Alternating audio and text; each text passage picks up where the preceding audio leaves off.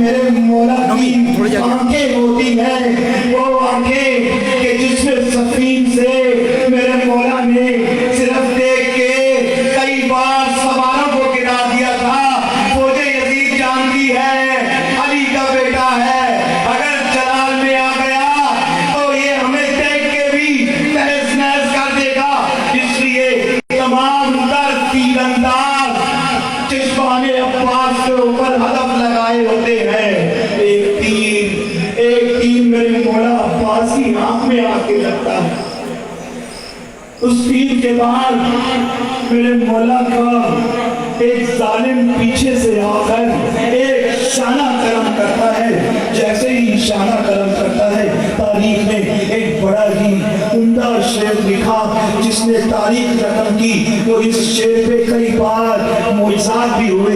میں چاہتا ہوں اس سوداخانی اس شعر کو ضرور شامل کروں۔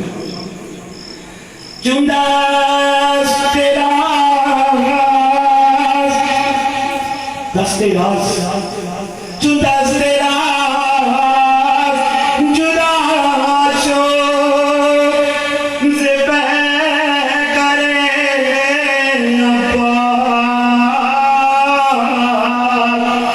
گریستار شبانے برادر۔ جب جناب عباس کا بازو قلم ہوتا ہے تو قلم جو ہے وہ مولا حسین کے اوپر اس کی مظلومی پہ ہوتا ہے۔ گریز عرش بہالے برادر عباس جان بدیدہ مظلوم میں کربلا شہر۔ جناب حسین کی آنکھوں کے آگے اندھیرا آ جاتا ہے،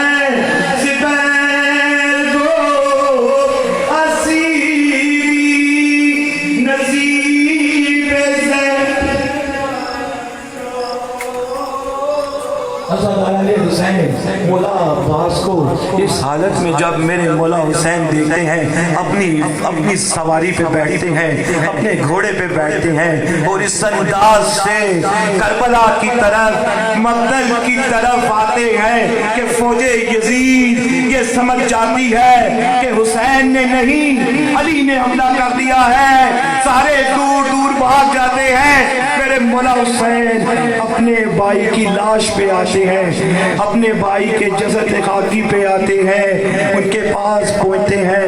میرے مولا حسین ان کے پاس پہنچ کے جب دیکھتے ہیں ان کا مشکیزہ کہیں پڑا ہے، ان کے بازو کہیں پڑے ہیں، ان کا آخری وقت ہے، اپنے دونوں پاؤں کو سمیٹتے ہیں۔